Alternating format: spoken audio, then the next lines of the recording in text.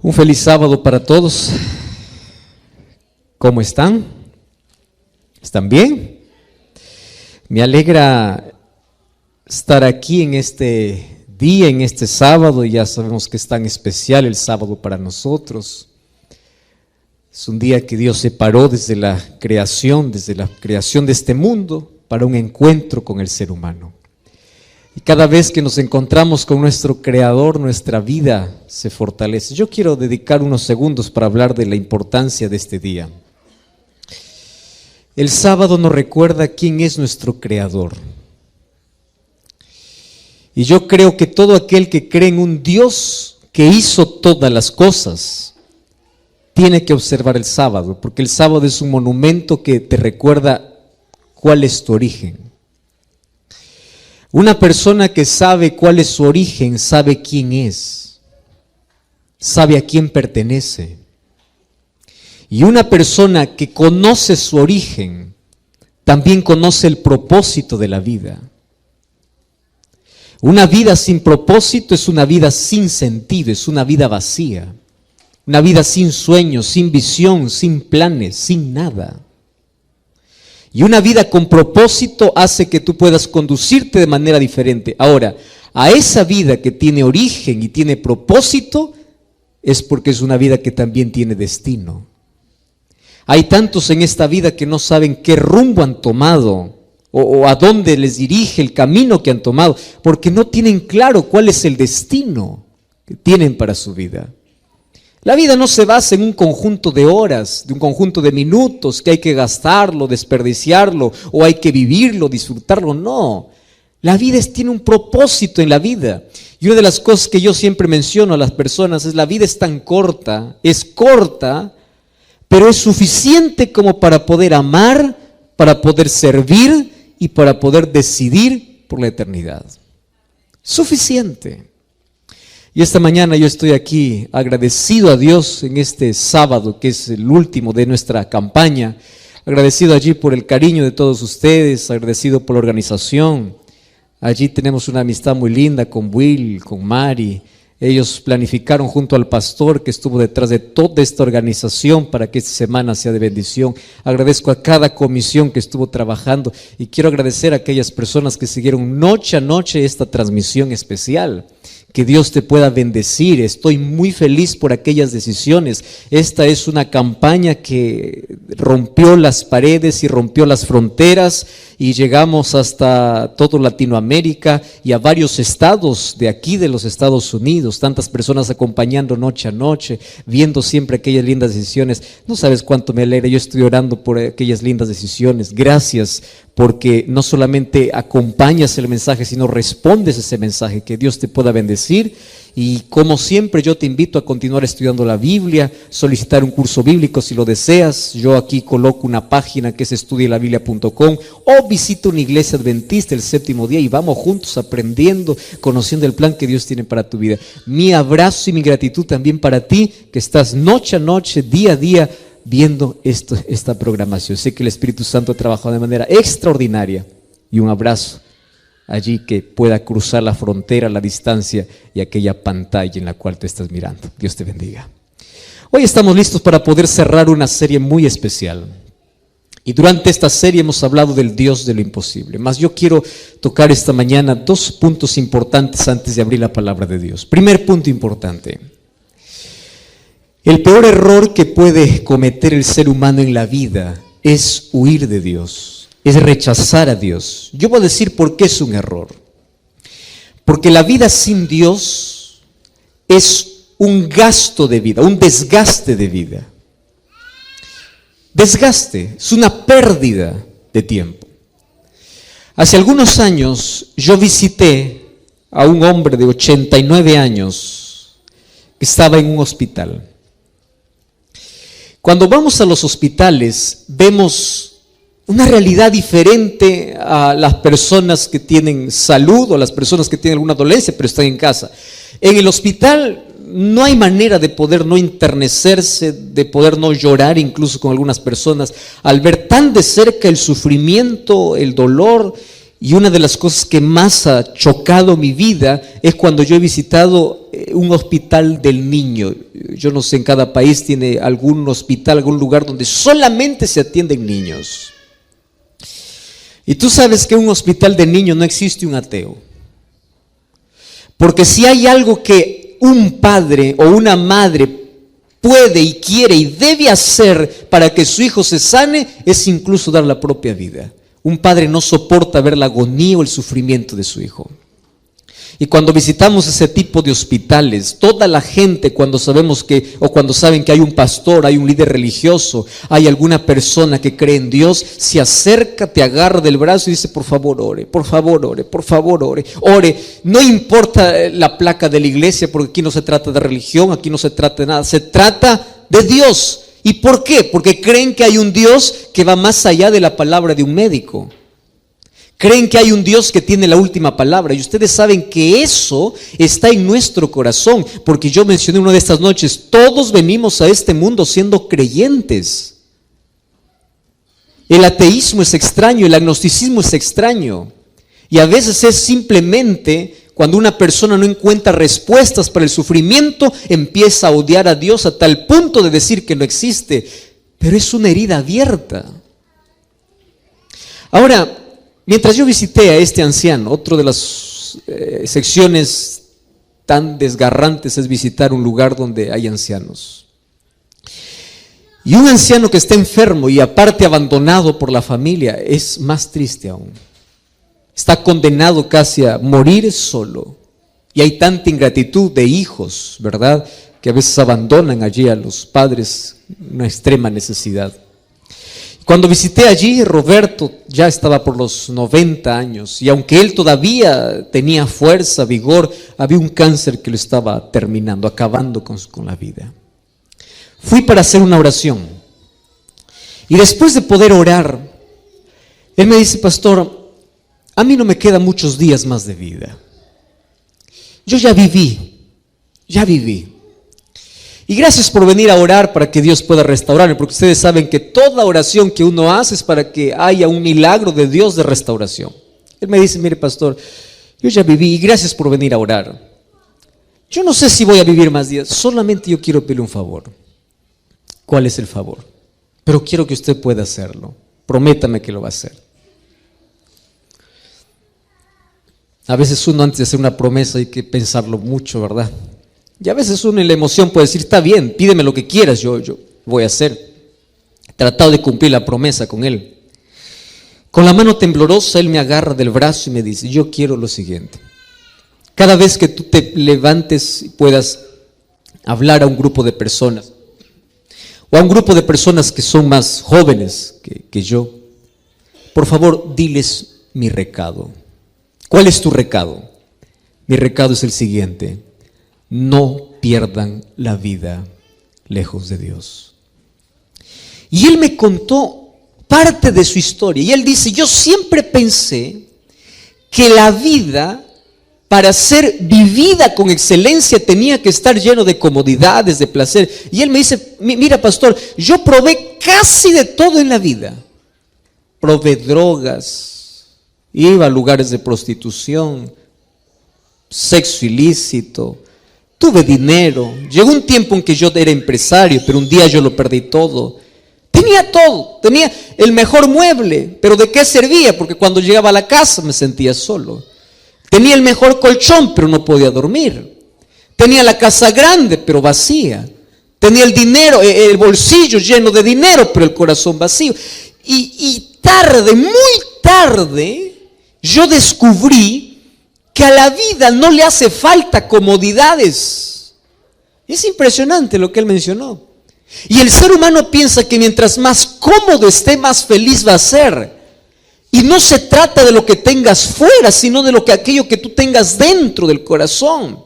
¿Y qué cosa es lo que tú tienes dentro? Y él empezó a narrarme y dice, mi vida fue un círculo vicioso de entradas y salidas, donde cada vez que iba más lejos de Dios, más perdido estaba, más infeliz era, hasta que yo llegué a tener esta enfermedad. Y yo conocí a Dios tarde. Y él decía, si yo volviese a vivir, si yo pudiese retroceder un poco el tiempo, solamente no cometería un error en mi vida.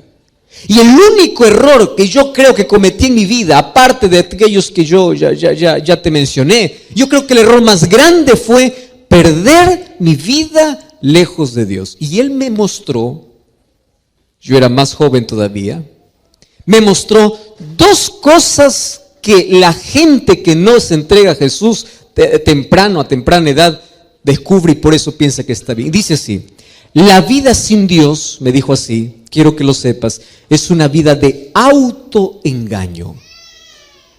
Eso me llamó mucho la atención. Autoengaño. ¿Qué cosa es un autoengaño? Tú crees que estás bien, dices que estás bien, pero te engañas porque tú sabes o quieres creer que estás bien, pero tú sabes que no está bien. Es una vida de mentira, una vida superficial, autoengaño. Y hay tanta gente autoengañada en el mundo. Gente que cree que está bien, cree que todo está bien, mas en el fondo sabe que no le está.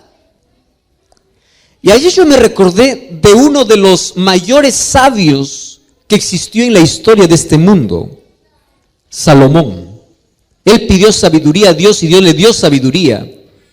¿Y saben qué cosa dice Salomón cuando llega al extremo de la vida, a la parte final de su vida? Él escribe el libro de Eclesiastés. Y Eclesiastés, los 12 capítulos que tiene el libro, habla de un solo tema. Y es el tema que más se repite en todos los capítulos. Y dice así, y comienza diciendo el predicador, dice Eclesiastés 1.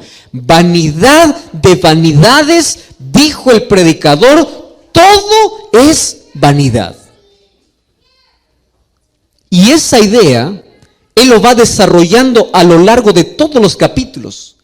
Hasta que llega al capítulo 12, y cuando cierra el capítulo 12, ¿sabes qué cosa dice Salomón? Dice así: acuérdate de tu Creador cuando eres joven. En otras palabras está diciendo, no pierdas tu vida sin Dios, porque todo lo que el mundo te ofrece es vanidad. Ahora, fíjate, ¿sabes quién lo está diciendo?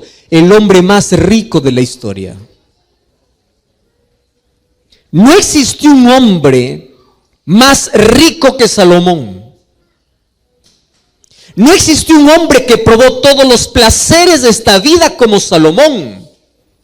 700 mujeres, 300 concubinas. Rey, poderoso, guerrero.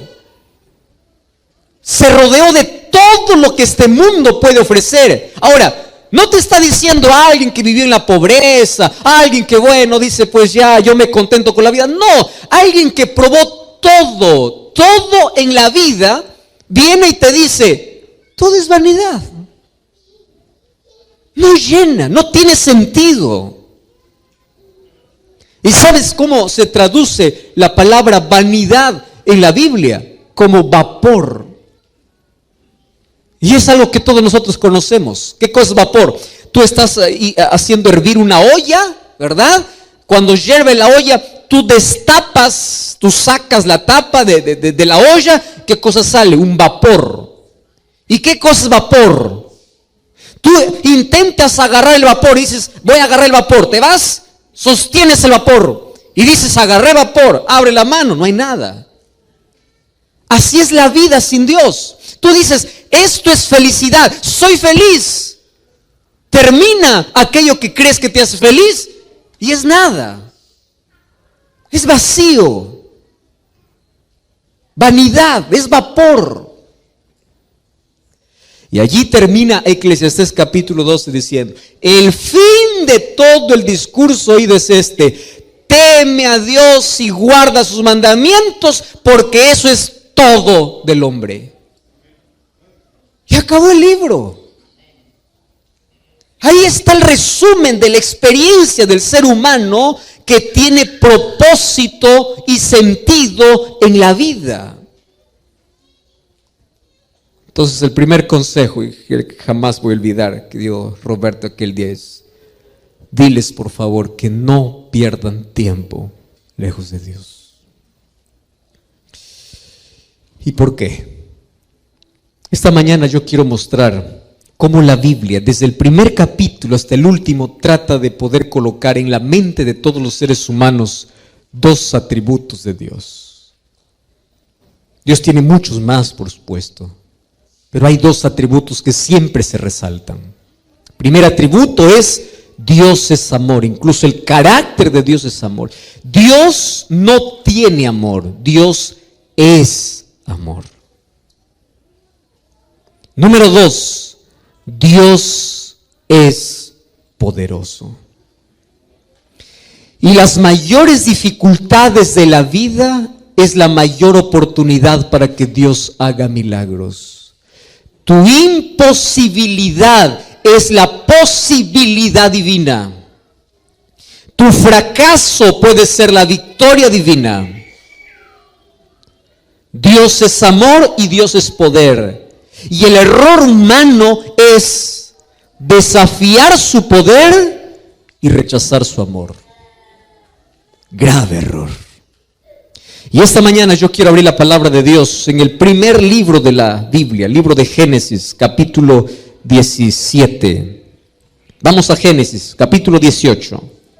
Génesis 18, versículo 14. Y aquí la Biblia presenta una pregunta que todos vamos a responder esta mañana. Génesis capítulo 18, versículo 14. Vamos a leer todos juntos. Me encanta cuando todos podemos leer la palabra de Dios. Génesis 18, 14. Dice así la Biblia. Ustedes pueden leer, yo no sé cuál es la versión que ustedes tienen. Vamos a leer 2 y 3. ¿Qué cosa dice? ¿Hay alguna cosa difícil para Dios? Es lo que dice su Biblia también. ¿Sí? Vamos ahí. ¿Hay alguna cosa? ¿Acaso hay alguna cosa imposible o difícil para Dios? Y de allí viene la respuesta. De aquí a 1 año, en este mismo tiempo, yo volveré a ti y Sara tendrá un hijo. ¿En qué circunstancias se sale esta pregunta?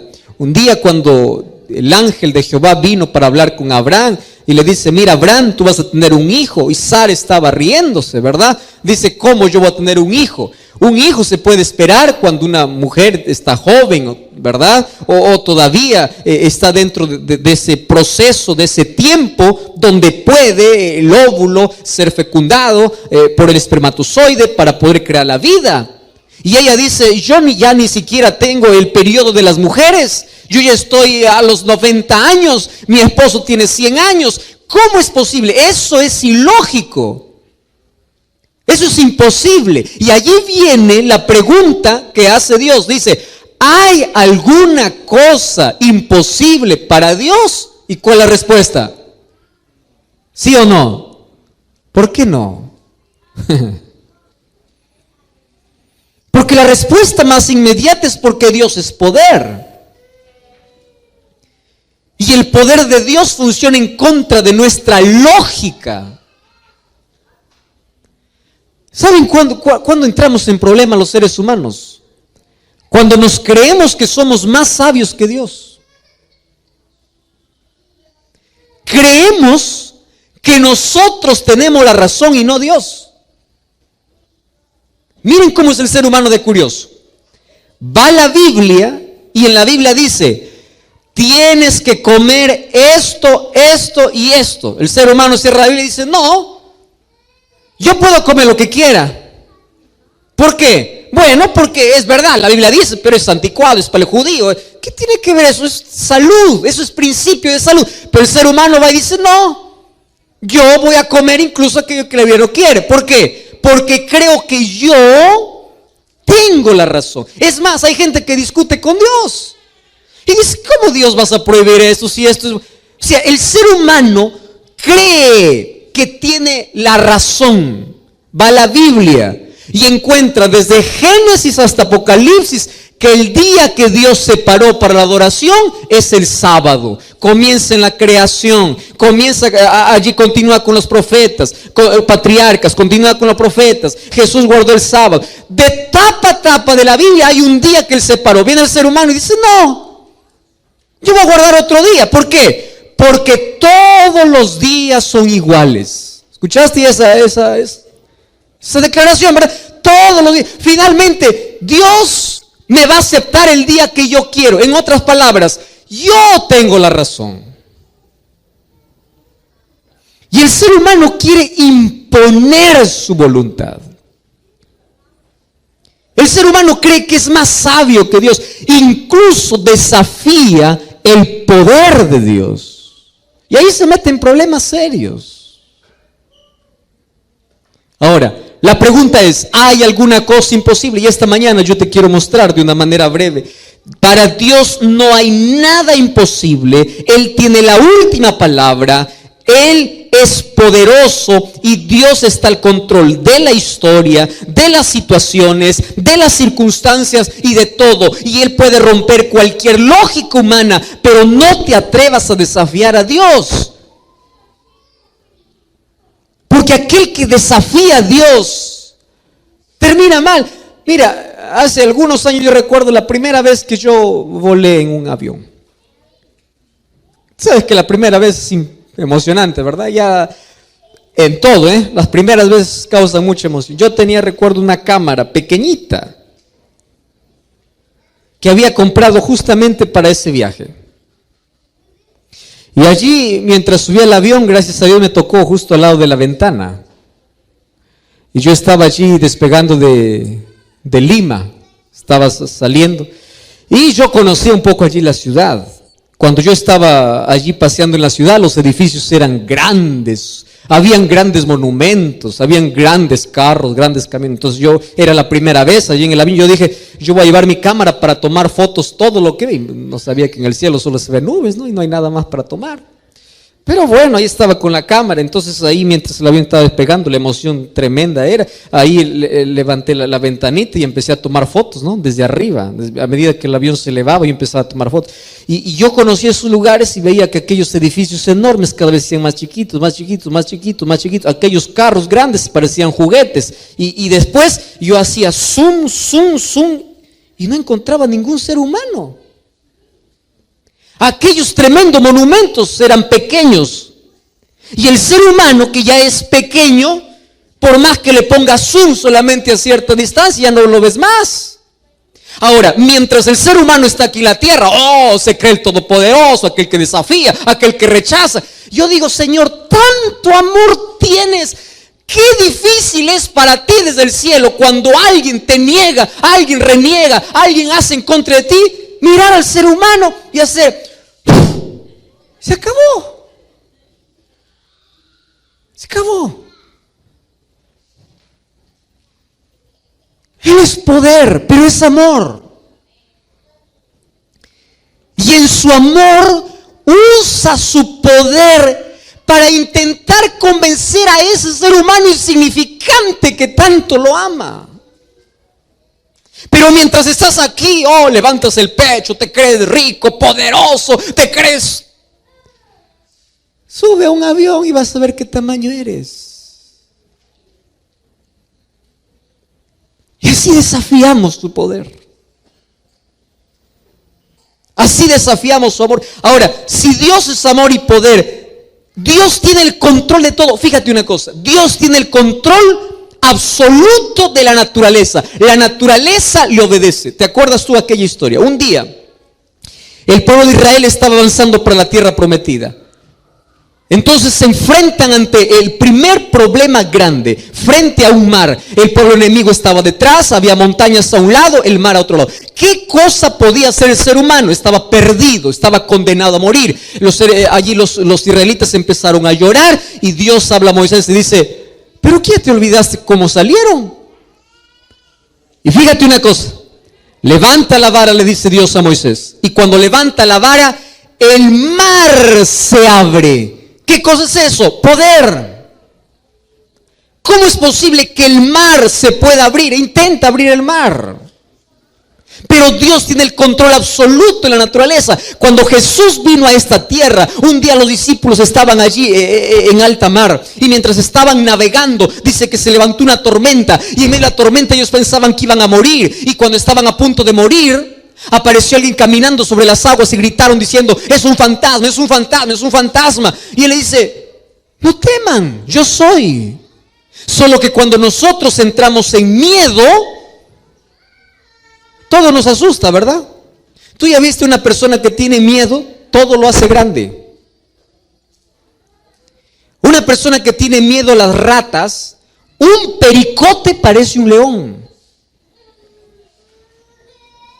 ¿Verdad? El miedo.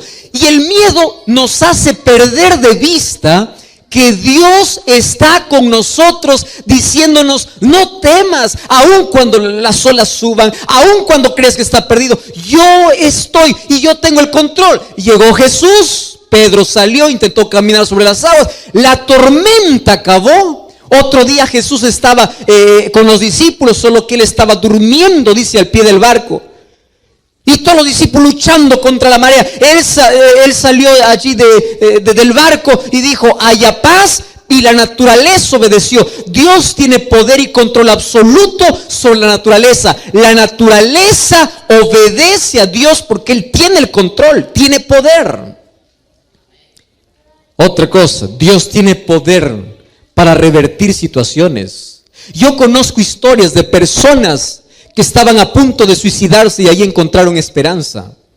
Conozco historias de personas que Dios revierte su historia de fracaso en victoria, de dolor en victoria, de la derrota a la victoria. Dios puede transformar la mayor amargura de tu vida y lo puede endulzar con su gracia. Dios puede darte gracia en tu desgracia. Dios puede revertir situaciones. Y número 3, Dios tiene poder para transformar y curar un corazón herido. Dios tiene poder para sacarte de tus complejos, para librarte de tus miedos, para cerrar tus heridas. ¿Recuerdas tú a José? 17 años, vendido por sus hermanos. Yo no sé si nadie de los que está aquí ha sido vendido por su hermano, porque si hubiese sido vendido no creo que estuviera vivo el hermano, ¿verdad? Vendido, traicionado, fue allá a la casa de Potifar y allí fue calumniado y fue enviado injustamente a la cárcel. Yo siempre me pregunté, un joven que soporta todas esas cosas no solamente tiene tantas heridas en la vida, sino tiene tanto odio. Tú ya viste jóvenes que solamente porque el padre despreció tienen tanto odio y toda la vida viven odiando. Tú viste allí personas que viven con tanta amargura en la vida, tomando veneno de odio para sí, porque odian o porque alguien le destruyó la vida. Mas José, él decidió tomar la opción divina y Dios curó sus heridas y él perdonó a sus hermanos y llegó hasta el palacio del rey, porque Dios puede curar las mayores heridas, puede levantarte de las mayores tragedias. Dios tiene poder para hacer aquello que imposiblemente es para ti, es imposible para ti. Tiene poder. Sin embargo, Dios, aunque tiene poder, no puede todo. Y esto aparentemente es una contradicción, ¿verdad? Aunque tiene poder, no puede todo. Cuando yo abro la Biblia, encuentro en Jeremías 31, 3, y dice así: con amor eterno te he amado. Dios no puede dejar de amarte por más ingrato e indiferente que seas. Y cuando yo voy al libro de Oseas, capítulo 11, encuentro uno de los textos que toca tanto mi vida. Oseas capítulo 11 versículo 2 dice así: cuanto más te llamaba, más te alejabas. ¿Tú has leído este texto? Voy a leer una vez más, Oseas 11:2. Cuanto más les llamaba, ellos más se alejaban. Mira lo que dice el versículo 8. ¿Cómo te dejaré, oh Efraín? ¿Cómo te entregaría, oh Israel? ¿Cómo te haría como Adama? ¿Cómo podría hacerte como Zeboim? Mi corazón está conmovido dentro de mí. Mis entrañas se compadecen. ¿Qué cosa está diciendo Dios? Hijo, si hay algo que yo nunca podré hacer contigo, es dejar de amarte o amarte menos porque tú haces algo en contra de mí. No puedo. Mi poder no es para destruir, mi poder es para ayudarte. Por eso es que si algún momento el ser humano se pierde, se perderá con las lágrimas en los ojos de Dios. Dios nunca podrá dejar de amarte y ni te amará menos por las cosas que haces. Juan capítulo 6 dice Jesús: todo el que viene a mí no le echo fuera. Lo segundo que Dios no puede hacer es rechazar a un pecador por más miserable que éste sea.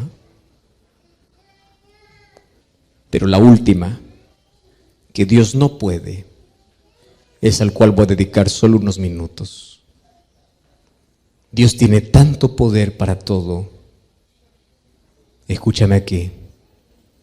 Pero no puede salvarte si tú no quieres. No puede. Porque Dios no creó al ser humano como una máquina, como un robot programado. Dios te creó con capacidad para decidir. Dios te creó con libertad.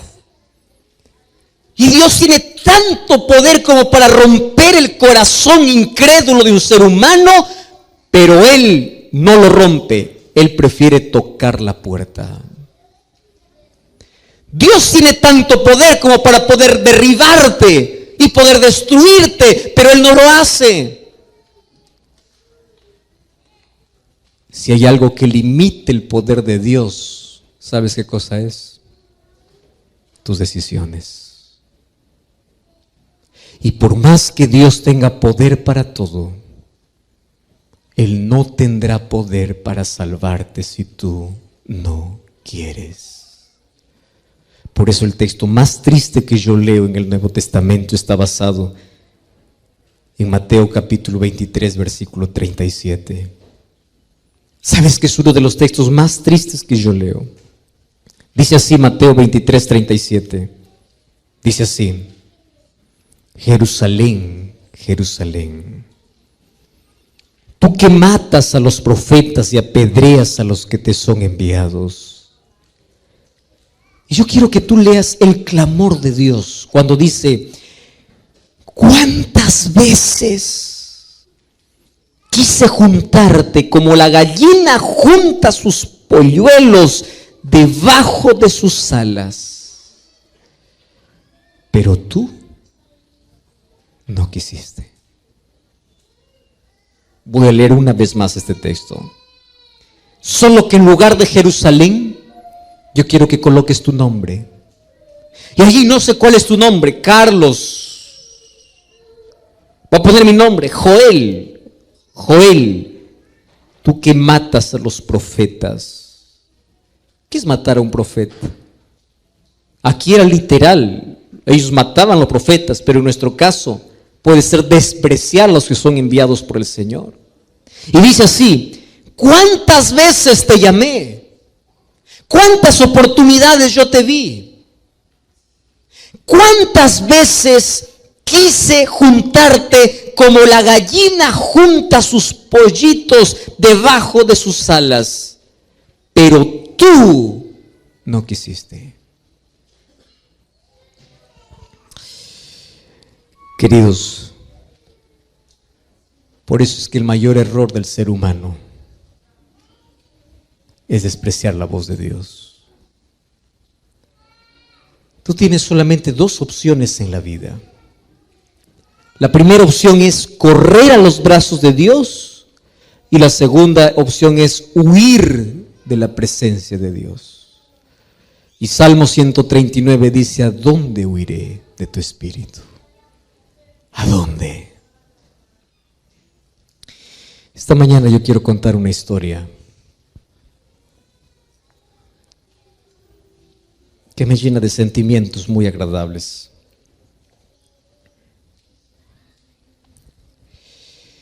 Yo conozco una persona que hace algunos años atrás se casó con una muchacha que era adventista del séptimo día. Él no lo era.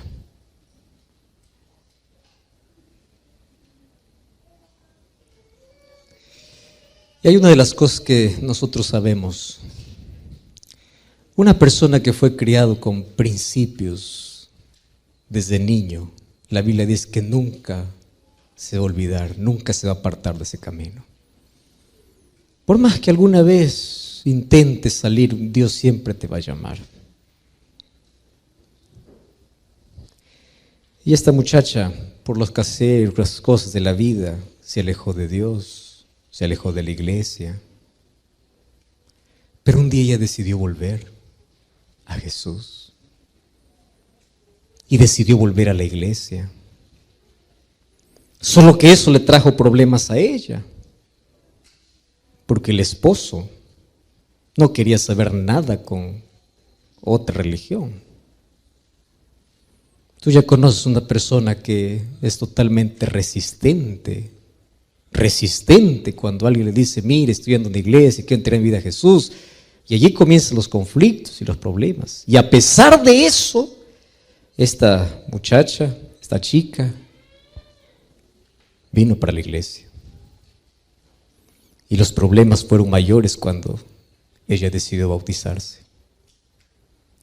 Fueron tantos los problemas que en algún momento él desafió y le dijo, o es tu iglesia o soy yo. Imagínate un conflicto familiar solamente por tomar una decisión. Solo que en el transcurso de ese tiempo conoció a otra pareja, una familia. Y empezaron a entablar una amistad interesante. Y una de las cosas que Dios siempre nos pide es que cuando tratemos a alguien con amor, el amor tiene tanto poder. Yo digo a las personas, nunca digas a alguien qué significa seguir a Jesús. Muéstrale con tu vida qué es seguir a Jesús. Nuestras palabras pueden ser olvidadas, pero jamás la manera como tratamos, como amamos. Y a pesar de que había ciertos problemas y discusiones porque la esposa ya decidió volver a la iglesia y fue bautizada, un día esta familia también le invitó para poder almorzar allí en casa, y entre las conversaciones de ida y vuelta, allí empezaron de pronto a hablar acerca de temas religiosos, temas espirituales. Y la propuesta que le hizo este amigo es así, mira, vamos a estudiar la Biblia, pero no hablemos de religión, porque tú tienes un contexto religioso, yo tengo otro, y a veces uno cree que cuando uno va a estudiar la Biblia va a hablar de religión, y ese es el peor error. Porque cuando uno va a estudiar la Biblia no va a estudiar religión, va a estudiar a Jesús, a Dios, porque Él es el que nos salva. Y sin prejuicios empezaron a estudiar la Biblia. Aquel corazón duro parece que cada vez iba derrumbándose y el Espíritu Santo estaba trabajando en el corazón de este hombre. Continuaron estudiando la Biblia y de pronto él se chocó con dos verdades que desconocía: la verdad del estado de los muertos y la verdad del sábado. Y él descubrió que los muertos están en un estado de inconsciencia. No es que están en el cielo, no es que están en el paraíso, no es que están en el infierno. Los muertos están descansando hasta el día de la resurrección. Y Jesús habló de dos resurrecciones. Esto hizo todo el curso bíblico, y el segundo tema que les llamó la atención fue el sábado. Porque a través de la Biblia descubrió que de Génesis a Apocalipsis había un día separado por Dios, y de que el otro día de adoración apareció muchos años después. No fue un mandato divino, sino fue un capricho humano, y fue instalándose a través de decretos y de concilios. Y fíjate una cosa: cuando la verdad llega a un corazón sincero, quien es sincero acepta la verdad, aunque le cueste mucho. Porque tú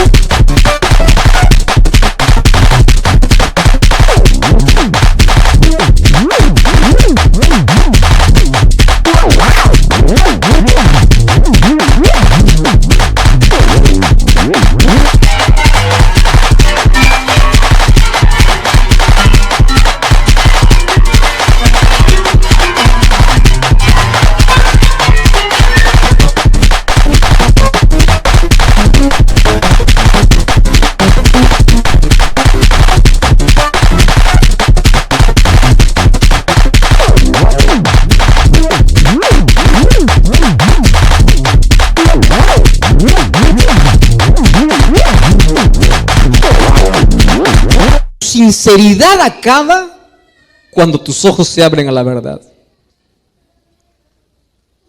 Y esta persona tomó la decisión después de haber visto la verdad del sábado. Él tomó la decisión de no trabajar más en el lugar donde él frecuentaba trabajar. Así que ese fin de semana se fue para su jefe y le dice así: yo no voy a trabajar más a partir de mañana. Y allí comenzaron los otros problemas. El diablo es muy chantajista. ¿Y sabes cuál es el mayor chantaje que te hace el diablo? ¿De qué vas a vivir? Porque si tú no trabajas, estás despedido. Y tus cuentas, y tu vida.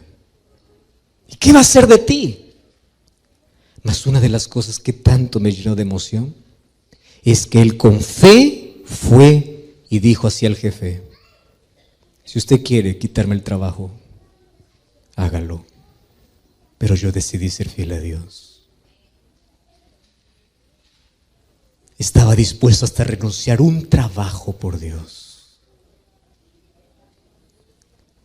Mas Dios nunca desampara a aquellos que son íntegros y fieles. Dios no solamente le devolvió el trabajo, sino lo devolvió mejor que antes. Y a partir de allí él se convirtió en una referencia incluso para los de trabajo, por ser una persona fiel a sus principios, porque la mayor necesidad del mundo es la de hombres que no se compran ni se vendan, hombres que sean fieles y leales a Dios.